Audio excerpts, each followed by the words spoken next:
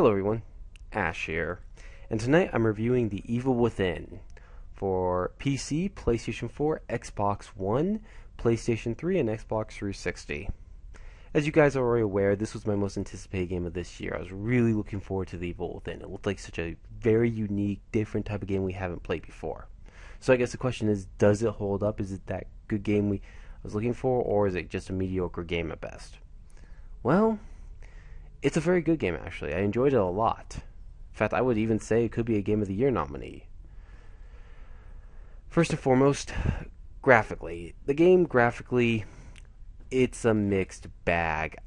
I really got a sense with this game that none of the hardware for the PlayStation 3 or Xbox 360 got utilized all that much. Even the PC version, its hardware didn't get utilized all that much because the PC version, from what I've heard, stays at 30 frames a second, which makes no sense since I know the PC version can go much higher frame rate wise. So it makes no sense why it's only locked in at 30 frames. As for the PlayStation 4 and Xbox One versions of this game, frame rate wise, I heard there's a lot of dips in the frame rate. I actually never noticed them with the PlayStation 4 version. It always kept to a decent frame rate. I never had any real lag or any frame rate hiccups or anything like that. So wasn't that, but graphically the game just is, it's a very ugly game, and I think that was intentional, believe it or not. I believe that was more intentional because it was trying to be more for the fear aspect. Making it more ugly will give it more sense of a fear aspect. And the PS3 and 360 version in general, graphically those two, believe it or not, for being as old as the PlayStation 3 and 360 are, they still look good. I mean, they still look pretty good for being as old as those consoles are. The game looks good on the PS3 and 360. It doesn't look as good as, doesn't look anywhere near the level of the Xbox One, PlayStation 4, or PC version, but still those two look good for being as old as those consoles are. As for the sound design and music, the music's very well done here. Music just, it really fits and sets the mood for this game perfectly. And the sound design for the guns, it's not the best sound design, but it's solid all around. The sound, like when the guns go off, it's solid sound and stuff like that. They're not beefy or anything.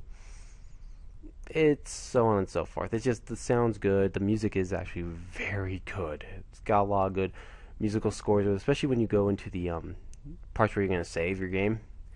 They'll play this one song. It fits in perfectly. That's one of the things I liked, is that it really fits in well. So yeah, the sound design is good. It's decent for what it is.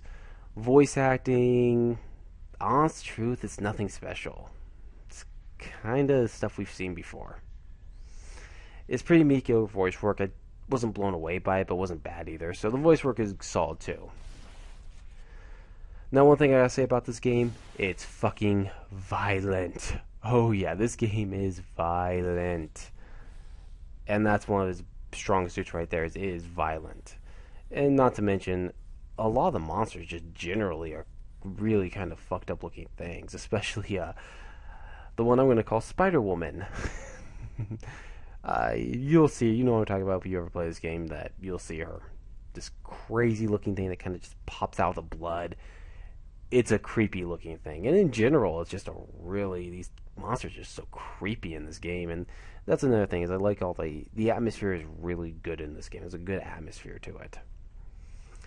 As for the gameplay itself, it's good. It's solid gameplay. The controls are fluid. They don't have any problems. And a lot of people have said this game feels a lot like Resident Evil 4. I don't think so, honestly. When I played this game, it feels like The Last of Us, to be honest. The controls, the gameplay, and the control and the style, everything just feels so much more like The Last of Us.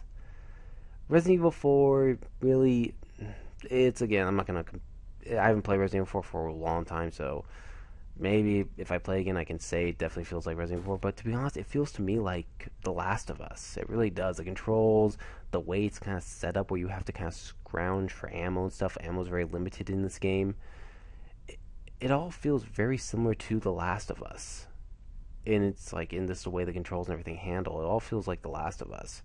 And in some aspects, it actually kind of reminds me of Doom. There's a lot of parts that do feel like Doom in this game. So yeah, I mean, it's definitely got its perks. It's got its perks with some things in this game that I do like. Now, as for the story itself, well, you play as this is our main hero here. He's basically they're trying to solve a bunch of murders that went down in this hospital, and then this demon, this guy, kind of starts killing all these people, and he sees your character, and then he attacks you, and you wake up in this kind of hell on Earth. And the story's very kind of a mindfuck of a story.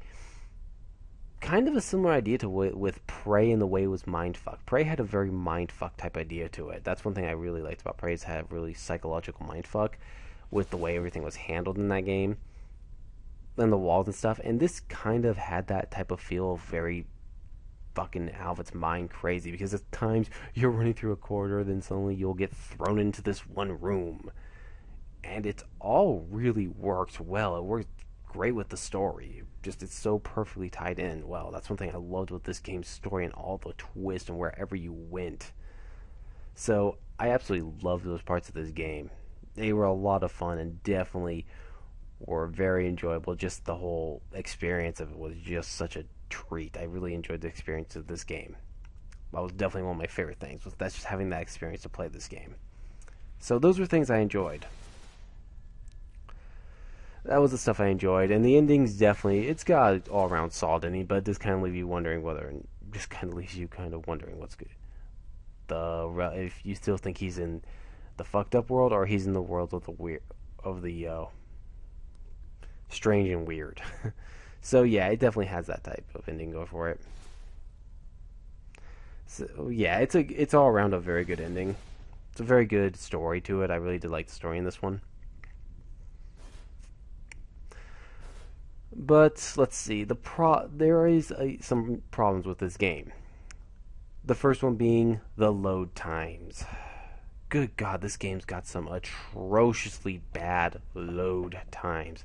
I am not kidding you. There are times where this game has load times that will drive you up a wall. I mean, they're not horrible load times, but they go slow. They go really slow at times. So I didn't really like the load times in this game. That was one of my biggest complaints right there. Was just those load times were just driving me nuts. And the other thing I had a problem with, this wasn't really a problem, but it definitely was something that I think they wish they kind of tweaked a little bit, was the difficulty level. This game is fucking hard. I mean, this is one that's gonna, if you better have strategy going in this game, because it will hand you your ass. It can be a very difficult game, especially when you get to chapter 10. Oh, trust me, when you get to chapter 10, that's definitely, I think I would say the toughest stage in the game is chapter 10. Especially since one of the things is that there's a lot of, not even boss fights, just in general, things that will do one hit kills on you. I'm not kidding. If you get touched by them, you automatically die. So yeah, it's just really, really difficult with some of these monsters. And so I mean, it can be, and especially boss fights when you're fighting a boss, because some of them do have one hit kills. It's literally, they touch you, you die. That's it. And again, the difficulty, this game is definitely very hard. It's also, but I will say it's rewarding hard. It's that type of hard, and that's one I really do enjoy. It's a really rewarding type game. All around, I do really like The Evil Within. I think it's a very good game. I definitely could see it getting a Game of the Year nominee, and I wouldn't mind seeing a sequel for it, to be honest. Bethesda, and I forget the developer who made it, but they did a good job with this game. And I definitely think it was a good one all around. Solid work. So I'm going to give Evil Within a 9 out of 10. And this is Ash. Thanks so long. I'm out. Good night.